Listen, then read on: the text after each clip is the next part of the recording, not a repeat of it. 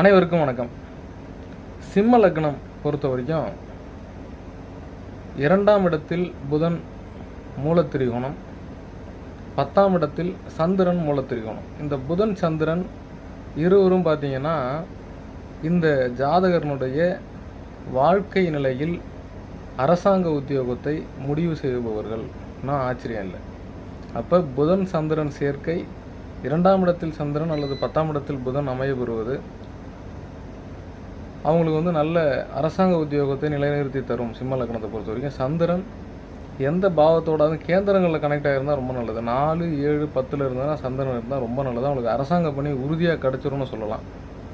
அதே மாதிரி 2ஆம் இடத்தில் புதன் மூலத்திரிகோணம் நல்ல நிலையான வருமானத்தை பெற்று தருபவர். 2ஆம் இடத்தில் 2-11 அதிபதி புதன் வலுவாக அமைய பெற புதனுடன் சம்பந்தப்பட்ட தசா காலங்கள், சந்திரனுடன் சம்பந்தப்பட்ட தசா காலங்கள் ஜாதகருக்கு நல்ல ஒரு தொழில் நிலையையும் வருமானத்தையும் அல்லது உத்தியோகத்தையும் கொடுத்து அழகு பார்த்து விடும். சிம்ம லக்னம் பொறுத்தவரை புதன் சந்திரன் ரொம்ப முக்கியம்.